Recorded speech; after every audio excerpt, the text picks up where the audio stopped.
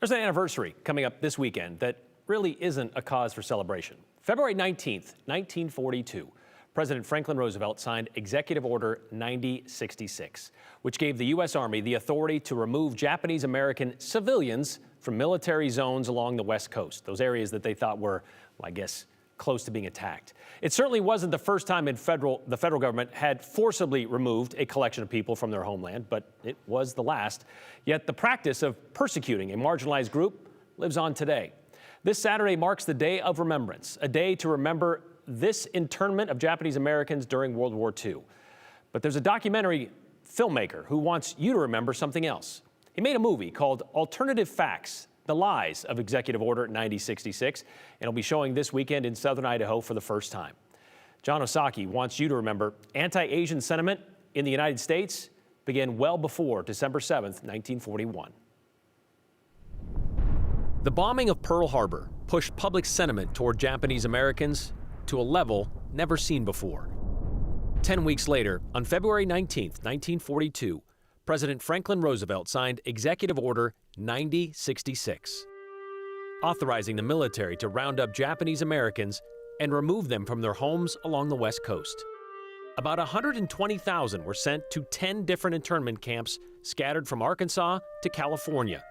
More than 9,000 were incarcerated in Idaho at the Minidoka Relocation Center. The justification for the incarceration orders was that Japanese Americans were committing acts of espionage. The truth of the matter is that the military, through the help of the Federal Communications Commission, realized pretty quickly that none of that was true.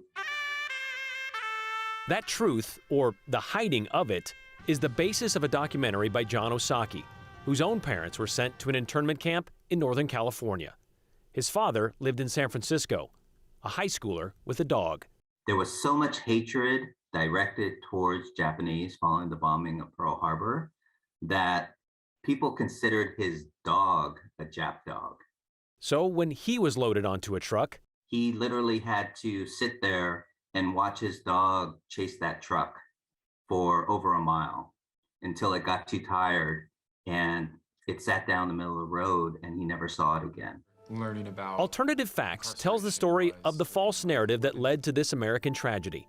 We had the intelligence, we had the information, we knew that Japanese Americans were not a threat to national security, but decided to incarcerate them anyways. The documentary highlights not just the ethnic, but then you see the Japanese get there and they start creating really productive farms.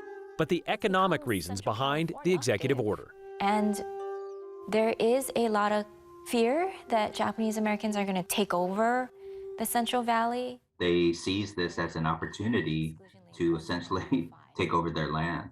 Does it shock you how easily and how successful it went over? It doesn't shock me. I think what we've tried to do with this film is just draw a straight line to how that playbook is still very successful today.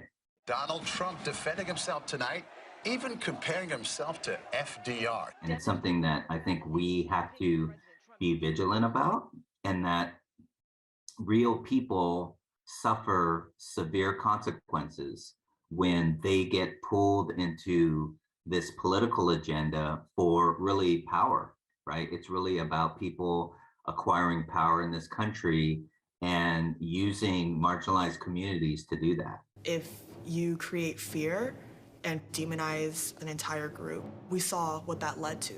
And we're starting to head in a very similar direction. That's really the lesson of the incarceration of Japanese Americans in World War II. And I think we just have to constantly talk about that, and that a lot of our history in this country is not pretty. And I think we have to be willing to confront that, or we're not going to make progress in addressing this, this dynamic. Jon made a deliberate decision to use young voices in his documentary to make sure that they understand the lessons of history and how they are connected to today. Now, this weekend will be the first time the film will be screened in Idaho, as we mentioned, and there are two chances for you to see it for free.